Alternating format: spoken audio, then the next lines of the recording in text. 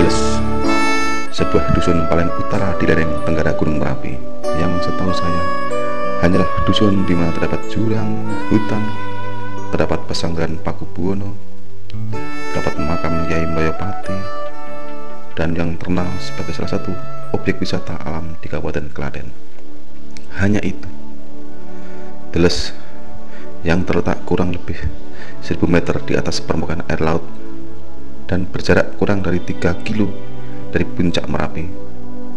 Dalam benak saya hanya sebatas itu. Setelah erupsi Merapi tahun 2010, kali inilah saya kembali berkunjung ke dusun Deles lagi. Yang mengherankan saya adalah kerusakan alam Deles akibat erupsi besar Merapi 2010 tidak begitu kentara. Kera-kera sebagai penghuni hutan masih terlihat eksistensinya. Pertanian juga masih berlangsung seperti dulu kala, malah sekarang lebih beragam. Ada sesuatu yang berbeda antara Deles dengan daerah-daerah lereng Merapi yang lain. Dan yang paling menonjol, masyarakat Deles masih seperti dulu, ramah, tulus, selalu menerima orang asing tanpa rasa curiga yang berlebihan. Akhirnya segala hal yang mengherankan saya terjawab ketika saya istirahat di sebuah gardu ronda di pinggir dusun Deles, dan saya sempat berbincang-bincang dengan seorang lelaki tua bahwa ternyata semua hal yang terjadi di dusun kecil ini tidak tanpa campur tangan seseorang. Orang itu adalah Sukiman. Dari bapak tua di gardu itu, saya mulai mengenal sosok Sukiman, seorang tokoh penggerak masyarakat Deles dan sekitarnya, seorang yang pernah dicap sebagai provokator, bahkan pemberontak. Saya semakin penasaran, sehingga saya meminta kepada lelaki tua ini untuk mengantarkan saya ke rumah Sukiman. Ya, di Deles Sidoarjo itu kami sudah banyak kegiatan untuk penanggulangan bencana, arahnya ke mitigasi bencana. Kegiatan anak-anak, kegiatan budaya berupa gamelan, ya, kemudian kegiatan yang lain yang tentu saja untuk penghijauan. Tujuan dari penghijauan misalkan semakin hijaunya gunung akan mengerem lajunya awan panas. Bukan berarti tidak kalau ada awan panas itu akan berhenti di situ, minimal ngerem, menunda waktu. Kemudian kalau budaya gamelan itu arahnya pada bagaimana masyarakat itu belajar melalui budaya. Jadi lagu-lagu itu kan sebenarnya gending-gending itu memuat tentang kesehatan juga. Kecuali hutannya sendiri untuk dilestarikan untuk ngerem juga sebagai menyediakan tempat atau makanan bagi satwa-satwa.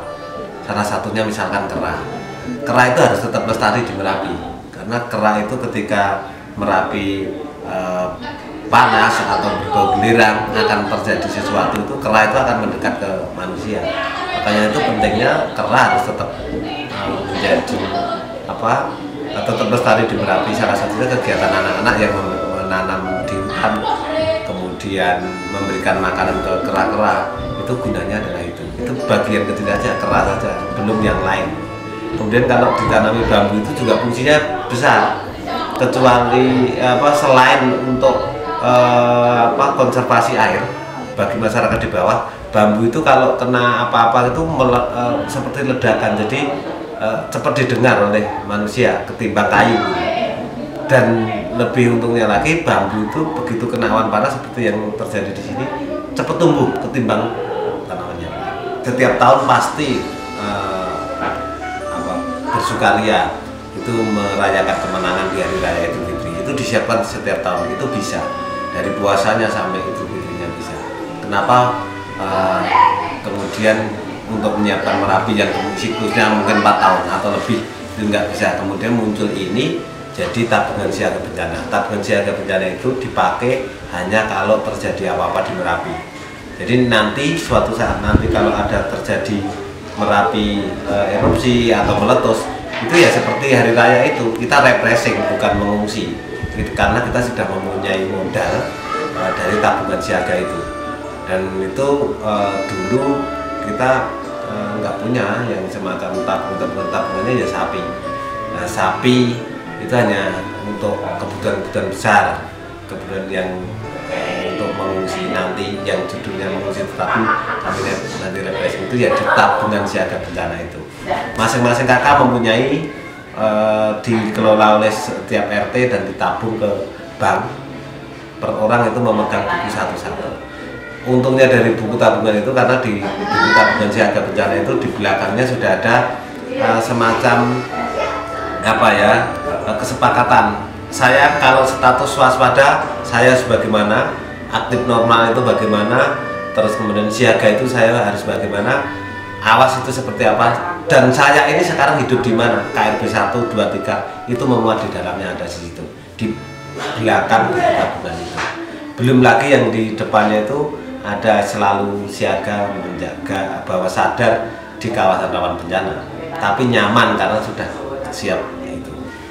Saya berpikir sebagai warga Merapi bahwa keterlambatan informasi yang akhirnya menjadi korban ketika tahun 94 korban letusan Merapi 66 orang meninggal di Turgo, itu membuat saya tergugah untuk bagaimana mengingatkan kepada masyarakat, ayo kita itu siaga.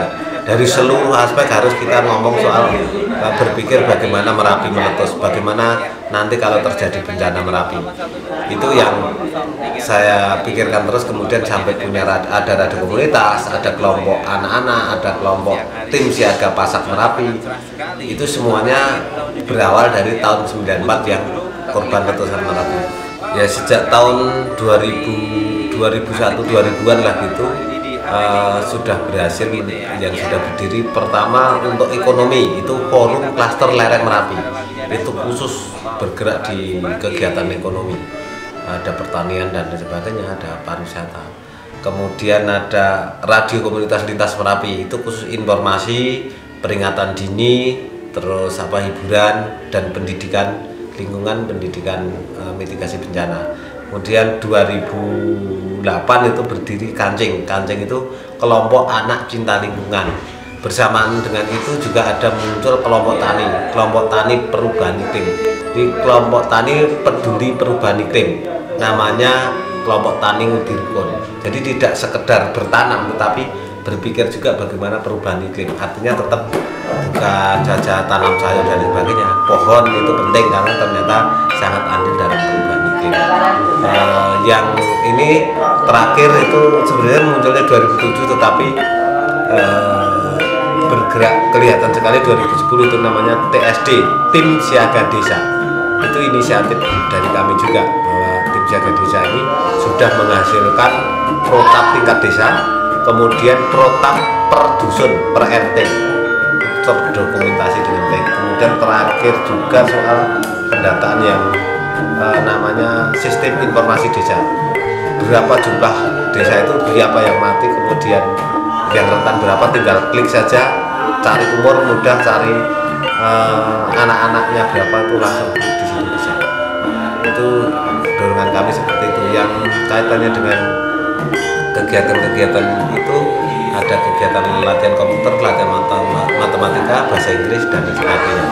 Tapi yang lebih mengena ke hati masyarakat umum itu budaya, ya, gamelan seperti ini.